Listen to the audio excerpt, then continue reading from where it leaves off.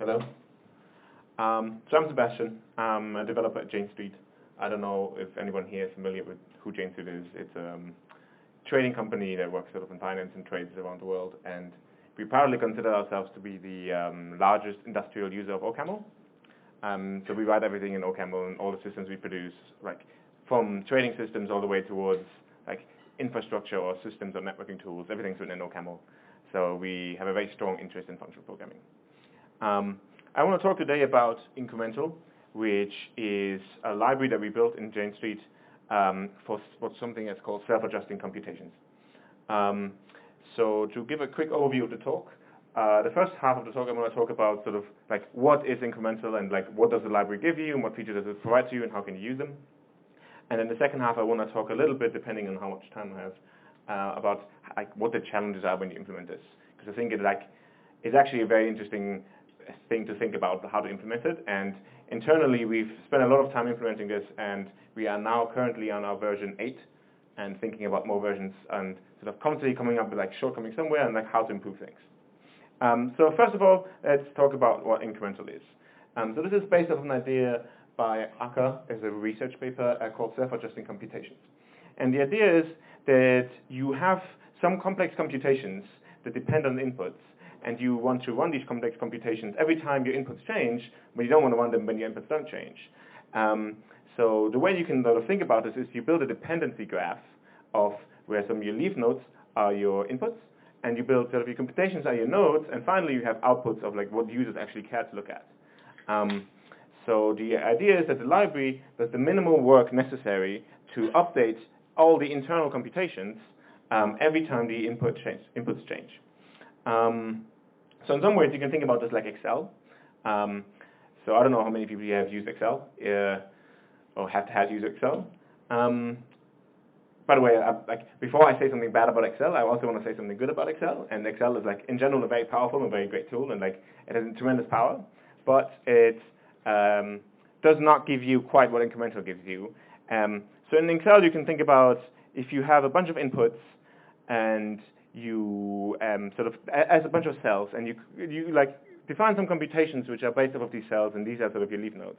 So in that way it's very similar, but in Excel, like your dependency graph is static. Like you have a bunch of cells and you define a bunch of computations, and you can change the inputs and change the output, and that's kind of it.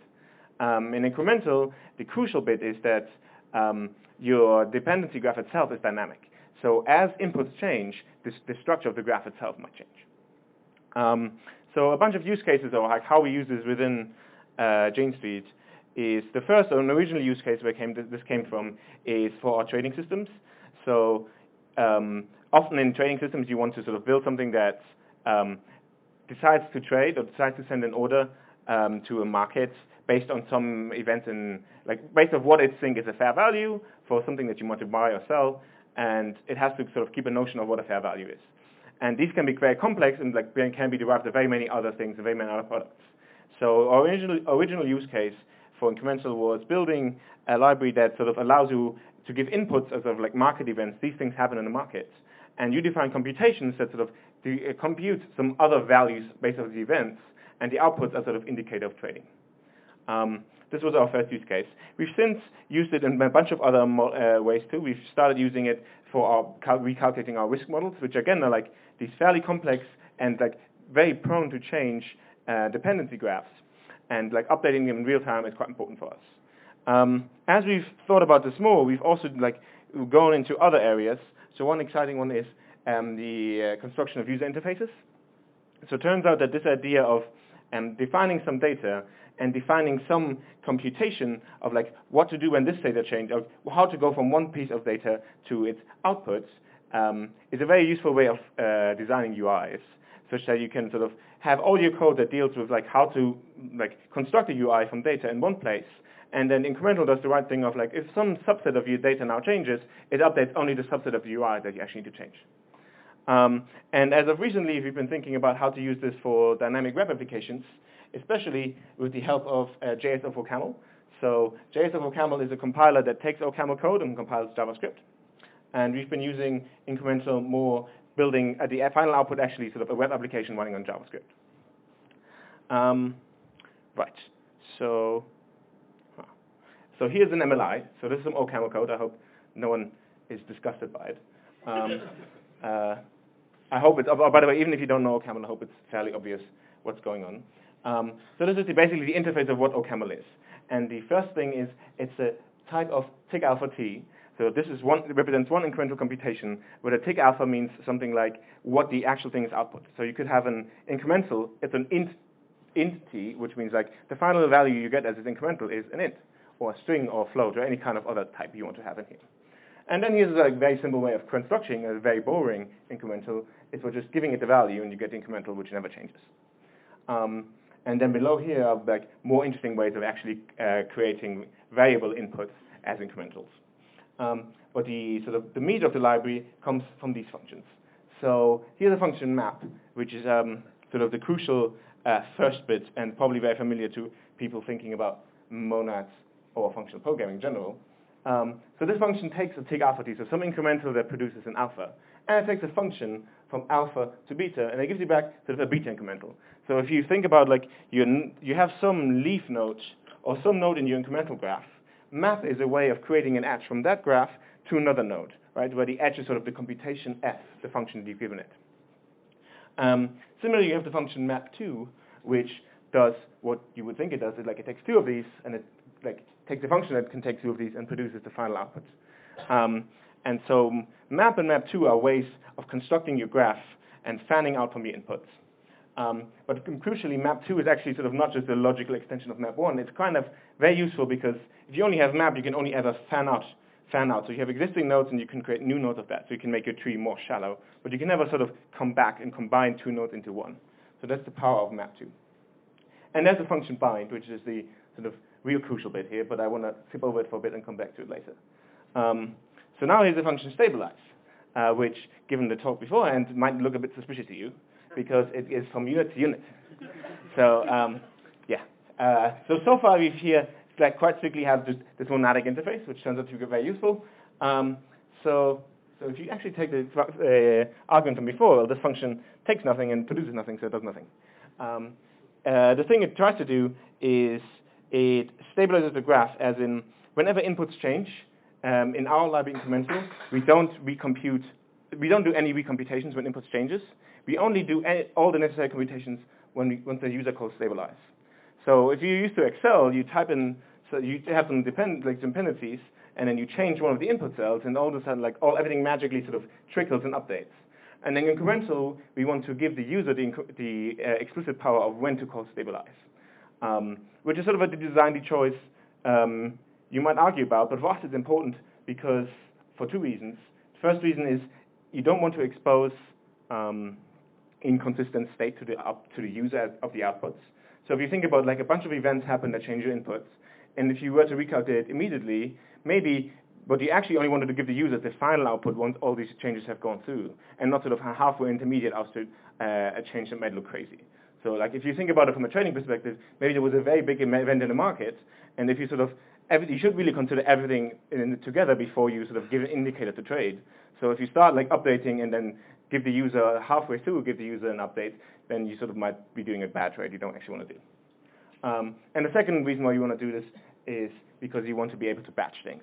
So it's often much more efficient to sort of be stable, I don't actually care about any updates from now, and now I do care, so please run all the updates, but you don't need to do anything in the middle, because I don't care. And finally, there's these two functions to actually sort of look in incremental and do something with it and get the value out of it. Does that make sense so far? Cool, so as a simple example, we can calculate the area of a rectangle with it. So excitingly, we have two variables, height and width, and we define the base area as a map2 of those two variables, where the function just sort of multiplies them, which is fairly straightforward. And then if we actually run this, we sort of first register this callback of saying, print it up, please, whenever it changes. And we set the variables, we call stabilize, and print it out. Hooray. And we set the variable again, and nothing is printed, and only if we sort of call stabilize again, we get the update. Does that make sense? Yes? No? That's a good question. If you don't mind, I'll come back to that. It is related, but yeah, I'll come back to it at the end. So now I want to talk about bind, the thing I skipped over, which I sort of claim is the most interesting, the most useful, but also the most complex thing to think about. So far, like everything's fairly straightforward, but what bind does is quite more complex. So if you look at the types, like it's only sort of a very subtle difference, right? So map took a function from alpha to beta, and now bind takes a function from alpha and it produces a beta t. So the idea here is that in map, you sort of have a static dependency, and you say your input, and then you provide a function that takes the input and produces the output. But sort of that's like a very simple one-way relation of two leaves, and the function f is the computation. While bind gives you vastly more power than that, because bind lets you say, depending on the input, here's a completely new incremental graph. So that means, like, if the input is originally this, I'll return this graph. But later, if the input changes, I'll return a completely new graph. And now, this is where the dependency is allowed to be dynamic, because you can actually change the graph as the input changes. So to summarize it, map and map2 sort of build the static DAGs, while bind builds the dynamic ones. And let's see how that's useful. So if you want to build a construction that represents some sort of if node, we could do that with map3 as a logical extension of map2 by just taking the condition and the two branches and merging them into, and having the function do the obvious thing of matching on the condition and executing one of the two branches. But this is somewhat inefficient because we had to create these two branches, and importantly, like our library Incremental will not know about the fact that if this condition is true, you don't actually need the else branch, or rather, if the condition is true and something changes in the else branch, you shouldn't actually propagate any updates because nothing ever changed, right? So if you use bind instead, you could say, well, the function that you give it here now gets to say, well, if the condition is true, I'm going to return you my then branch, and the else branch doesn't even exist. And now, if then the condition swaps to false, now this edge has sort of gone away, which conveniently you can't see because it's right on the edge. So I promise this edge has gone away. And now the else branch is connected. So importantly, like if now we have like big computations underneath these graphs, and this one fires, Incremental will know, oh well, you don't actually use it, so I don't have to bother recomputing anything. So one final piece of feature that we want in our API, before talking a bit about how to implement this, is cutoffs. So in our use cases, it turns out to be very useful if you have a way of cutting off computation and stop propagation. So for example, if you imagine this case of like here's some node 5 and a node 10, and a very big dependency graph that depends on it. And now this node 5 changes ever so slightly. Well, now you change 10 changes ever so slightly, and you have to recompute the rest of the graph. So cutoffs are a way of saying, notifying Incremental that you don't want your parent to be updated if you have not changed by more than a certain percent, for example. And like in our statistical models, like that's very useful of saying like, well, if this value has changed in a non-significant way, I don't want to bother recomputing my model. Does that make sense so far? Cool. So now I want to talk a bit about the fun of implementing it.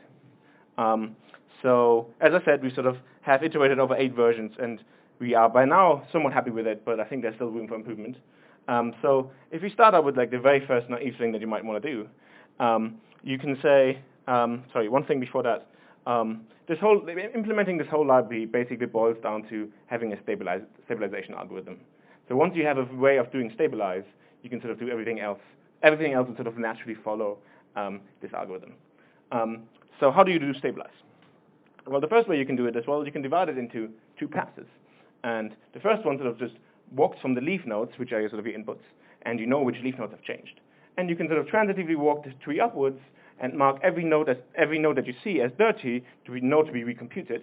And you also keep this tiny little counter to say how many of my children need to be recomputed before I can be recomputed.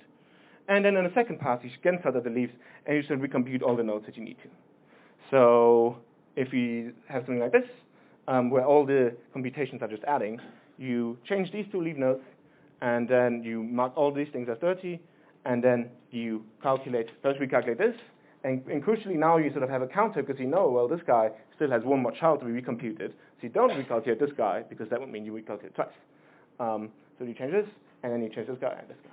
So it's a very simple algorithm and not very hard to implement, and it somewhat works. But there are problems. So one of the very hard, difficult things that it turns out to do when you do this library is how do you cooperate with the garbage collector?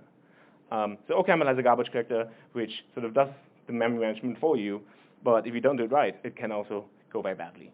So in this particular case, in this very naive algorithm I just described, the problem is, well, let's assume our leaves are always live, as in like some inputs point to the leaves, so the leaves will never get collected because they're like ever-changing inputs. Well, in this example, everything, like the leaves point to everything, so nothing ever gets collected. So even if you have a big graph, and then you have a bind and you change your mind and your graph completely looks different, everything else from the old world is still pointed to, so it never gets collected.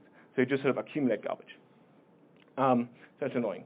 So the way to fix that is you do ref counting to be able to tell when a node is dead and no one looks at it, and then you can collect it. For that, you need sort of pointers both ways, both upwards to do the stabilization and downwards to update the ref counters. And you have these things called sentinels, which you can like attach with finalizers and tell that you see sort of like so sentinels are the thing that you give out to your user. So whenever your user wants to look at an incremental thing, it doesn't actually get the incremental node. It gets a sentinel, which is like acts as a proxy into the incremental node. So then when the sentinel gets collected, because the garbage collector realizes no one needs it, you can attach a finalizer and clean up the rest of your graph. So that's a problem. A second problem with this algorithm is cutoffs. So I described earlier we want to have this notion of a cutoff and be able to prevent a node from updating its parent if its computation hasn't changed significantly. So that doesn't work in this algorithm at all. Because, that doesn't work in your algorithm at all because, well, we said, actually, if I can go back to the algorithm, I said that it's divided into two passes. And the first pass just marks everything as dirty, starting from the leaves without redoing the computations. Well, if you have a cutoff node, you don't actually know whether or not you should mark your parent as dirty before you do the computation, right? So you can't actually do the thing that you wanted to do, as in like you either have to make a decision right there and then. And the only way to make a decision would be to run the computation.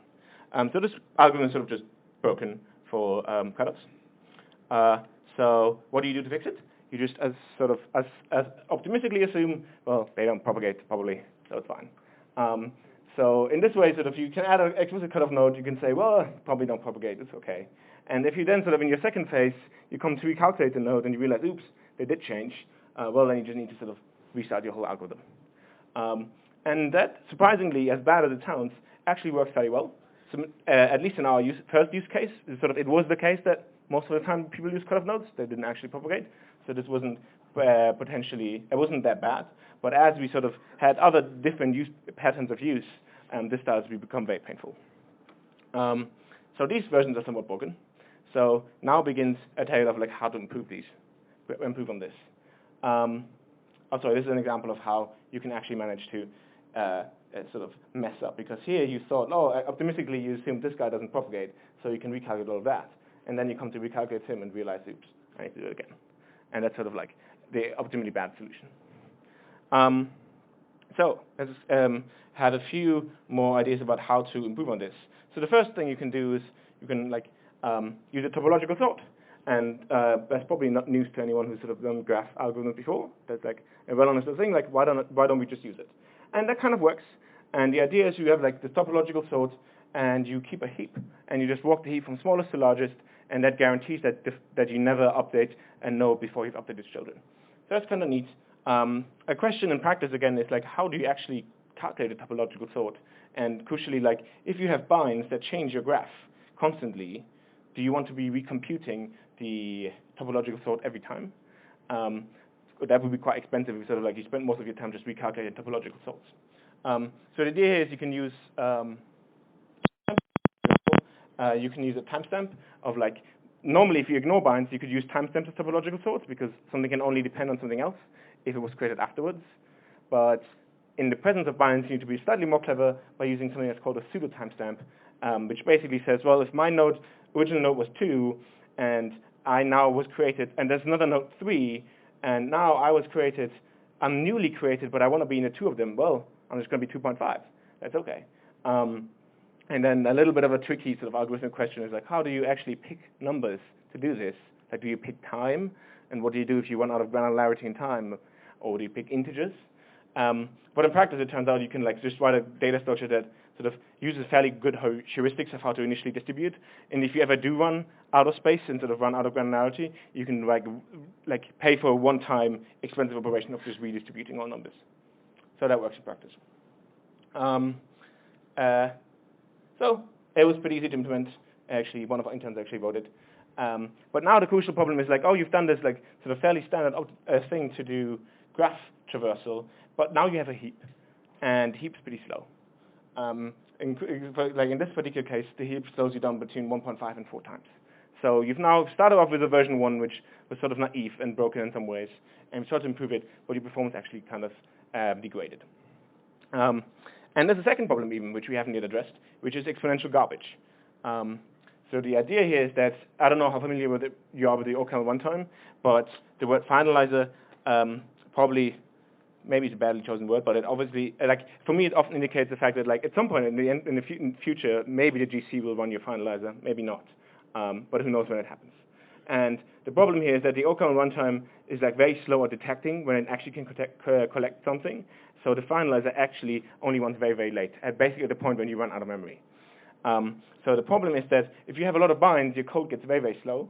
And worse is, until the garbage collector realizes it can collect something, your garbage nodes are still going to be pointed to. So every time an input changes, those nodes are going to be recomputed. Everything's like, all the work of your computations can be done until the GC actually realizes it can collect. So the idea here to solve this is that you need a way of tracking the observed world. So you need a way in the API to keep explicitly track of who is watching you, and you also need a way of explicitly saying when something is not live anymore. So that if you have like the original interface, you take out these two functions and you add this observer, which is a way of keeping exactly track of what people are looking at in incremental and what is live and what isn't. And crucially, you have the stop observing function, which is sort of a way of saying, like, stop computing this, I don't care anymore. Does that make sense so far? So now we have a version that doesn't have exponential garbage, and it's sort of usable for bind, and it's semantically reasonable too. You don't sort of do this silly exponential refiring, but the heap still hurts. So what do you do if a heap hurts? You eliminate the heap. And if you've paid close attention, you realize that's not quite what we did, because that was version 3, and now we're at version 6. So we tried a few other things in the middle, didn't work so well. So here we are, version 6. The idea is that you have this heap, which is slow, and you want to get rid of it. And the crucial idea is that you don't need a total order. You only need, in fact, a partial order. So if you use heights of nodes, as sort of your topological sort, then you can treat everything at the same height in the same way, because it doesn't actually matter. If two nodes are of the same height, they don't depend on each other. It doesn't matter which one you compute first.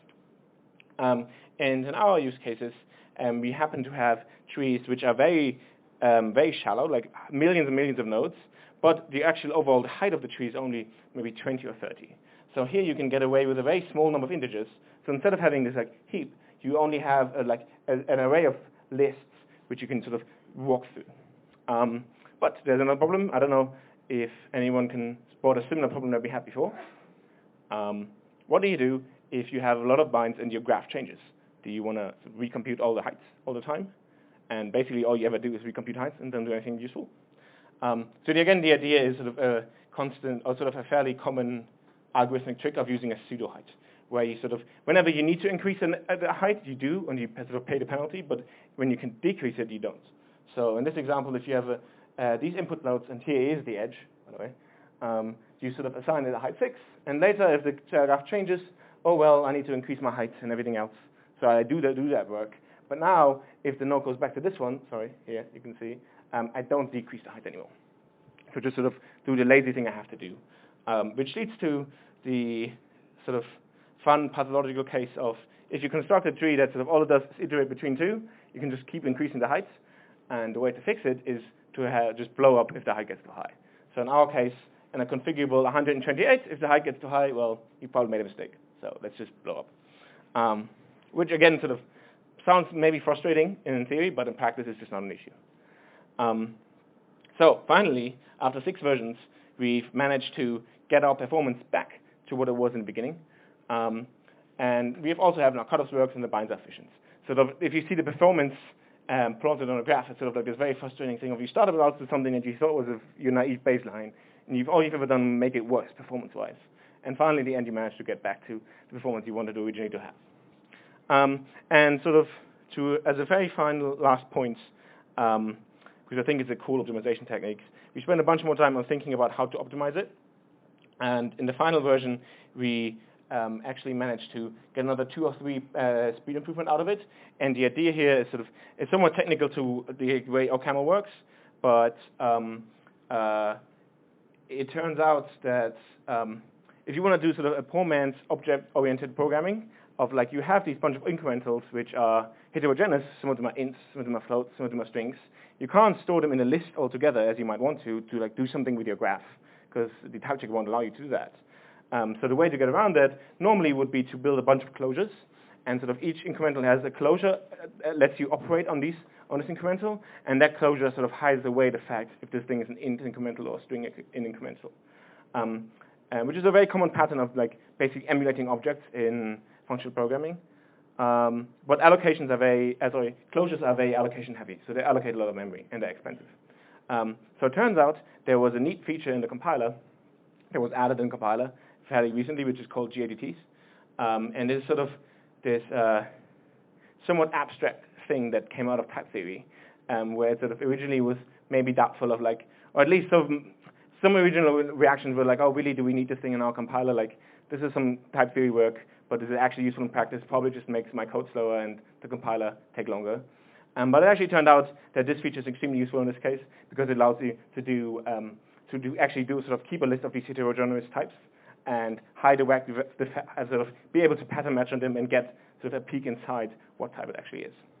And this was a very superficial explanation of what a GADT is, but I hope sufficient in this case.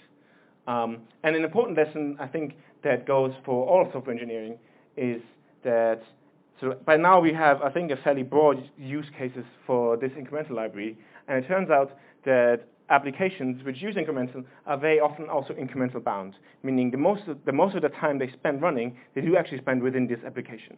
So that's the reason of why you would want to go through the sometimes painful process of building an abstract or generic library, when you say oh, I want to take the shortcut to do my own app, my need there, I'll just take the shortcuts.